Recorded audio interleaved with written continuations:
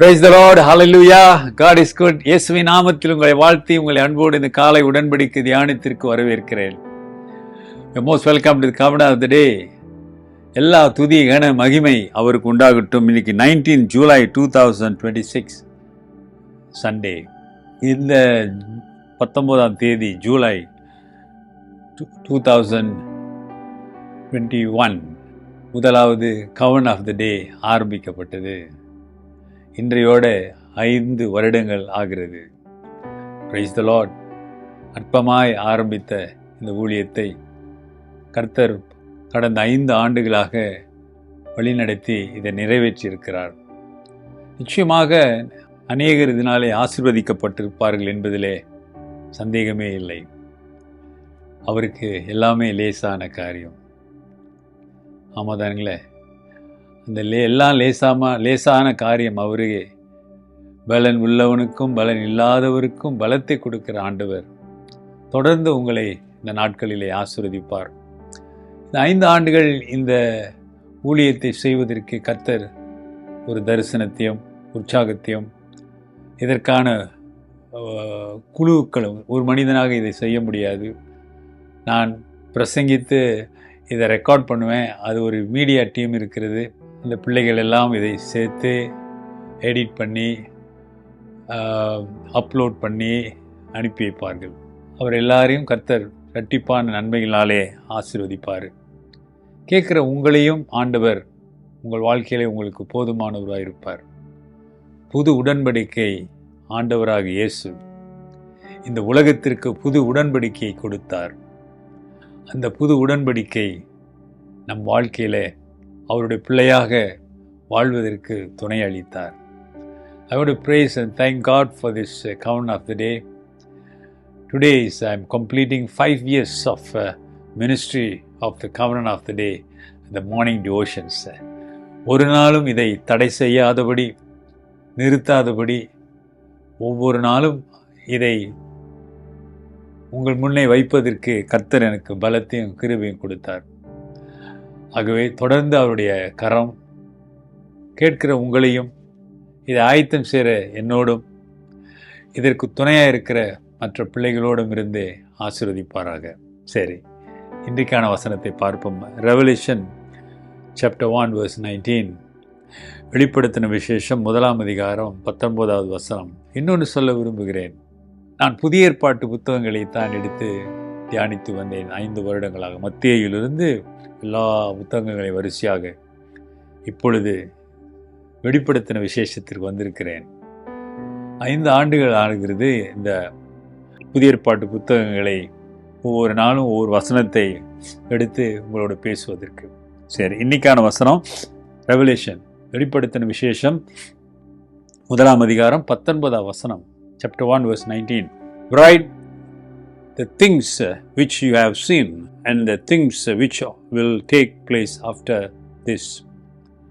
நீ கண்டவைகளையும் இருக்கிறவைகளையும் இவைகளுக்கு பின்பு சம்பவிப்பவைகளையும் எழுது. நான் ஆரம்பத்தில் பார்த்தோம், யோவானுக்கு ஒரு தரிசனத்தை கொடுக்கிறார். என்ன தரிசனம்?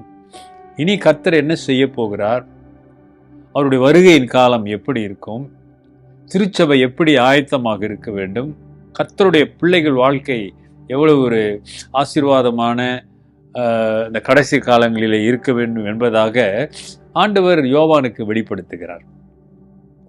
நாடு கடத்தப்பட்டு பத்மோ என்ற தீவிலே அவர் ஒரு கைதியாக இருக்கும் பொழுது அங்கு ஆண்டவர் அவருக்கு வெளிப்படுத்தி இதை அவர் எழுதுகிறார். ஏறக்குறைய அவருக்கு 100 வயதாம் அவர் இதை எழுதும் பொழுது. அல்லேலூயா. அவருக்கு கண்டவைகளை இப்போ காணுகிறார். தரிசனம் கண்டு கொண்டிருக்கும் போது இந்த வார்த்தை அவருக்கு வருகிறது. நீ கண்டவைகளையும் இருக்கிறவைகளையும் இவைகளுக்கு பின்பு சம்பவிப்பவைகளையும் எழுது. ஏன்னா மனிதன் மறக்கக்கூடியவன். நம்மதானே, மனுஷன் மறந்துடுவான். அவன் மறக்காமல் இருப்பதற்கு எழுதி கொடு. அல்லேலூயா. காரணம், நாம் அதை பார்க்கும் பொழுது படிக்கும் பொழுது நமக்கு ஞாபகம் வரும். அதனால்தான் வேதம் சொல்லுகிறது, கர்த்தருடைய வார்த்தைகளை எழுதி உன் வீட்டு வாசலிலே தொங்கவை.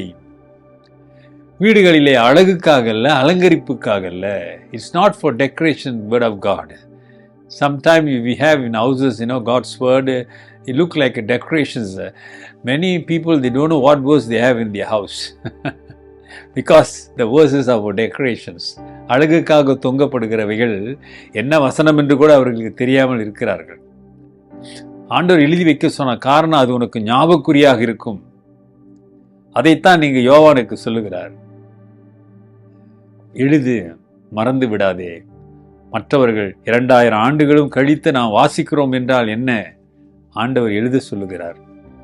ஆகவே ஆண்டோட வார்த்தை உன் உள்ளத்திலே எழுது, உன் பிள்ளைகள் உள்ளத்திலே எழுது, உன் குடும்பத்திலே எழுது. அவர்கள் அதை வாசிக்கட்டும், அதை தியானிக்கட்டும், அது அவர்களுக்கு ஆசீர்வாதமாக மாறட்டும். எல்லா துதி கன மகிமை அவருக்கு உண்டாகட்டும். தொடர்ந்து ஜெபியுங்க. கர்த்தர் உங்களையும் குடும்பங்களையும் ஆசீர்வதிப்பார். மண்ணை பிசைந்த மனிதனை படைத்தது லேசான காரியம். மண்ணான மனிதர்க்கு மன்னாவை தருவதும் லேசான காரியம். உமக்கது லேசான காரியம், லேசான காரியம், எதுவும் லேசான காரியம். பலனுள்ளவன் பலனற்றவன், பலனுள்ளவன் பலன் இல்லாதவன், யாராயிருந்தாலும் உதவிகள் செய்வது லேசான காரியம். என் இயேசுவுக்கு லேசான காரியம், நம் இயேசுவுக்கு லேசான காரியம். பரிசுத்தமுள்ள ஆண்டவரே, உமக்கு லேசான காரியம். 5 ஆண்டுகள் கூட இருந்தீரே, உம்மை ஸ்தோத்தரிக்கிறோம். இந்த மாலை வேளையிலும் ஆண்டவரே உம்முடைய நாமத்தை உயர்த்துகிறோம். கேட்கிற உள்ளங்களை ஆசீர்வதிங்க. உன் நாமத்தினாலே ஆண்டவரே ஒவ்வொருவரும் குறைகளை நீங்கி உமக்கு மகிமையாய் வாழ உதவி செய்யுங்க. பொறுப்படுத்தி நடத்துங்க. இயேசுவின் நாமத்தில் பிதாவே, ஆமேன். நமது ஆண்டவராகிய இயேசுவுடைய கிருபை, பிதாவின் அன்பு, பரிசுத்தாவின் ஐக்கியம் உங்களோடு உங்களை ஆசீர்வதித்து காப்பதாக.